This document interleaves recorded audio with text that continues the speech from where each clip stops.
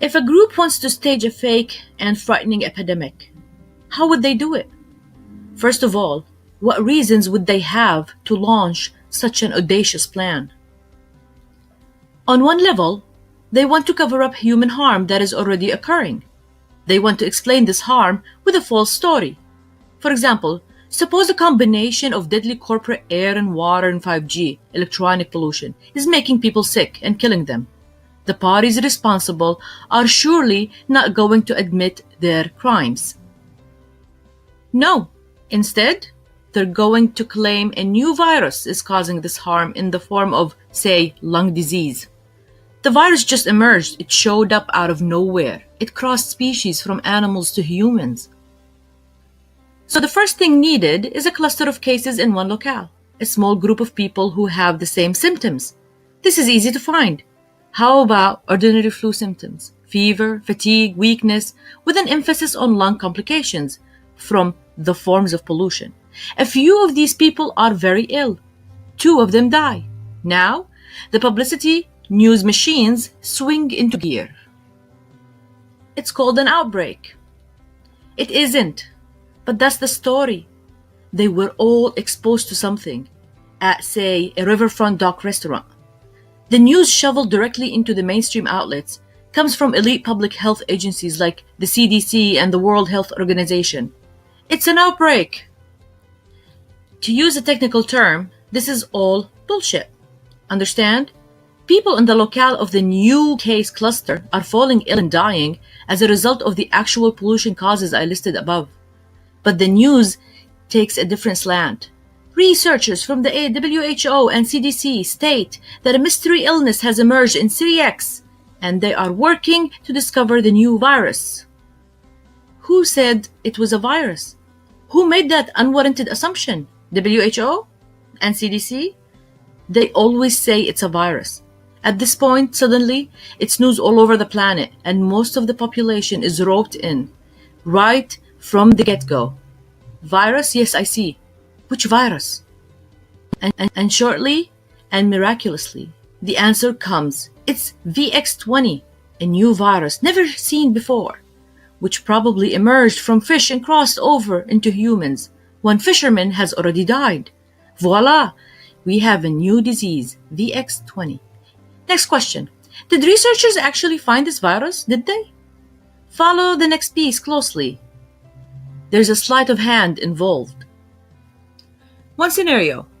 Researchers used what are called indirect markers to infer that a new virus was there in samples of tissue taken from several people in the original cluster of riverfront victims.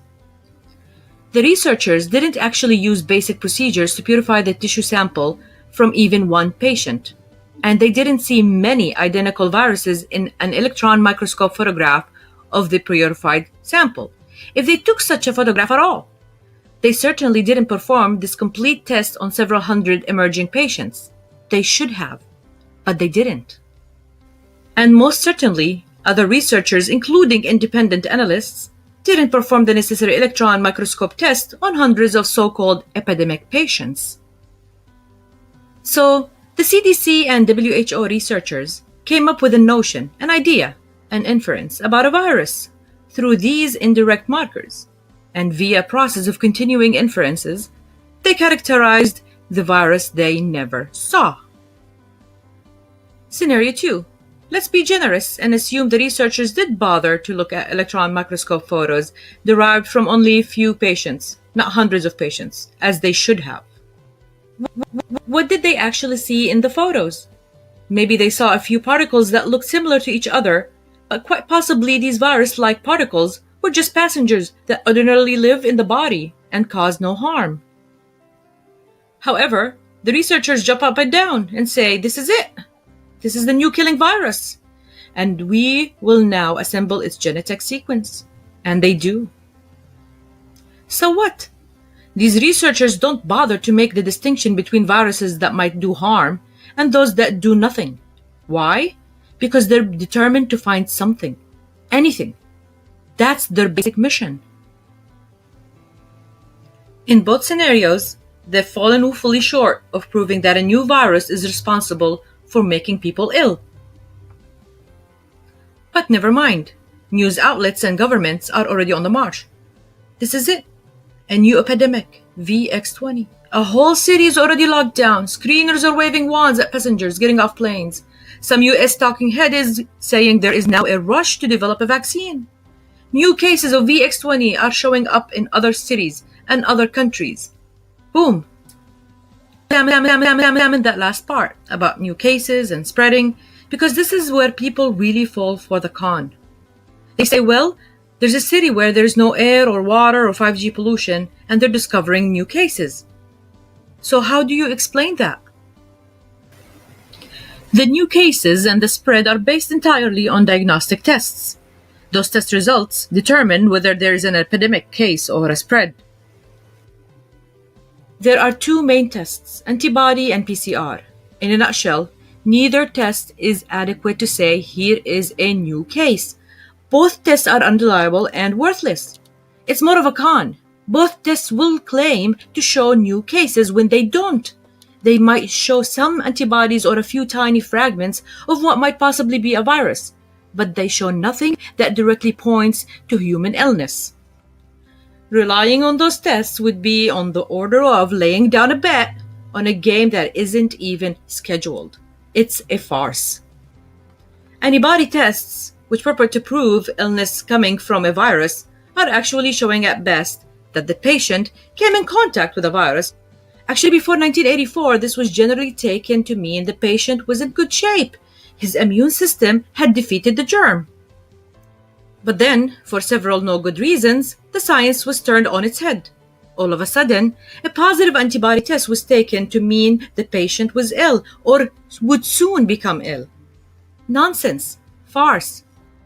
The PCR test takes a tiny sample from a patient that might contain a virus. But the virus particle is far too small to comprehend. The PCR blows up that particle many times so it can be analyzed. But the test says nothing about how much virus, if any, is replicating in the patient's body. And you need millions and millions of a virus replicating in the body to even begin talking about a cause of actual illness. And both tests rely on the unwarranted assumption that a virus is actually causing illness. VX20 was truly discovered in the first place.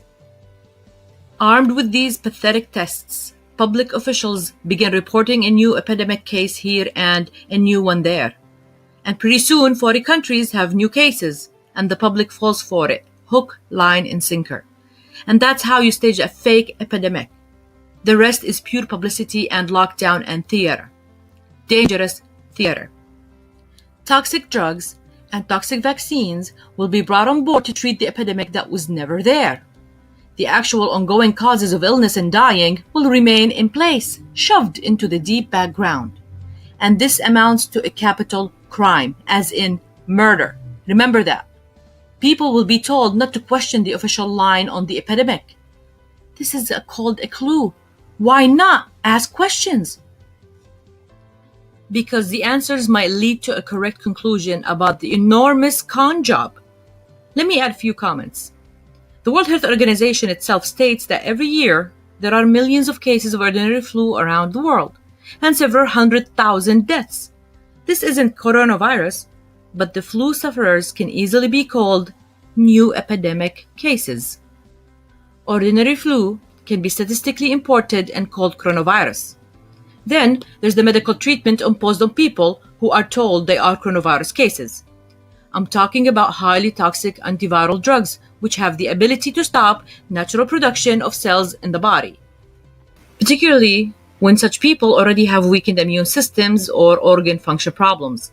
The results can be catastrophic. The patients can die. Of course, if they do, they will be called deaths from the epidemic. Finally, there's something else you might have heard of. I mentioned it a few paragraphs ago. Murder. Do you really think the people who are consciously launching a fake epidemic with all its consequences, including covering up and never remedying ongoing real causes of dying and death, would stop short of staging a few spectacular incidents of dying and death in order to make a splash and convince the public that the virus is really a killer? Are you kidding? For example, suddenly, out of the blue, A few friends previously healthy in a small town fall ill, and a few days later, they're dead. Health officials state they were positive for the virus. It came on quickly. Are tests run to detect an intentional covert act of direct poisoning? Of course not. Media blare this horrible story all over the world. The virus is on the move. Same thing happened to previously healthy family in country X. They fall ill and die.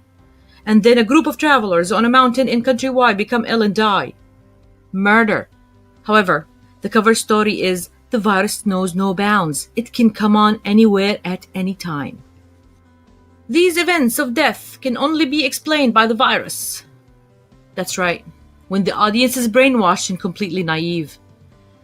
But how can anyone actually commit premeditated murder of innocent people in order to convince the public that a virus is spreading in unlikely places?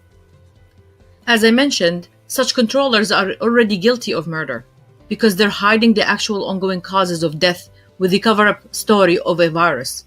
This sort of cover-up of crime has been happening around the world for a long, long time.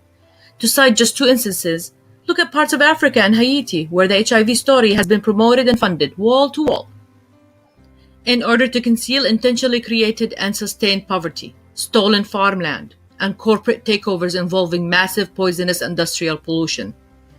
When you go back in history, as I have, you'll realize that fake epidemics are standard operating procedures. SARS, swine flu, West Nile, Zika, etc. I've written about every one of these phonies in detail. Finally, I want to personally thank John Rappaport for his wonderful investigative journalism.